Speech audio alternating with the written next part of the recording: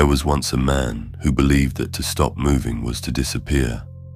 He spent his life chasing purpose, as if existence itself demanded proof. But meaning is a strange god. The more we worship it, the smaller we become. To do nothing is to rebel against the empire of doing. Every hour asks, "What have you made?" But the stars, the rivers, the trees, they make nothing, and still they are perfect. Long before words like progress or efficiency, a Greek philosopher sat beside a river. The world called him Heraclitus. He watched the water slide past and whispered to himself, "Everything flows." But what he didn't write was that sometimes the river flows best when we stop trying to follow it. He closed his eyes and for the first time saw movement inside stillness. Far from that river, in a land of silent forests, there lived a samurai whose life was motion. Discipline, purpose, proof.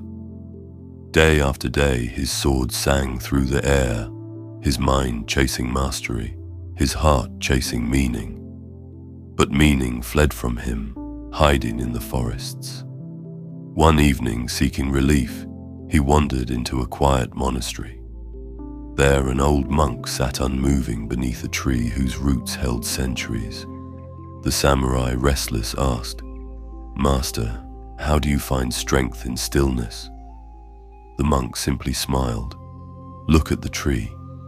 It does not travel, it does not strive, yet it stands tall and wise, not because it moves, but because it is." The samurai tried to be still, at first finding only the noise of his own thoughts.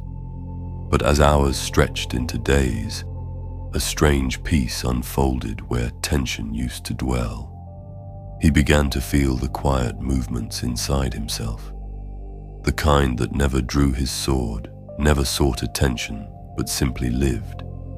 He realized his sword had never truly cut anything. It had only separated what was already apart. Doing nothing is not laziness. It is a secret art, the art of stepping aside so that being can act on its own. When thought stops chasing thought, awareness begins to see itself.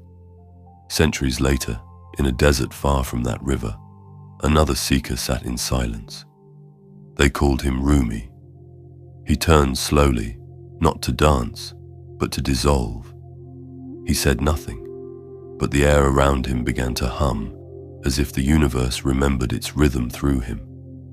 He was doing nothing, yet everything moved. The masters of stillness never agreed on meaning.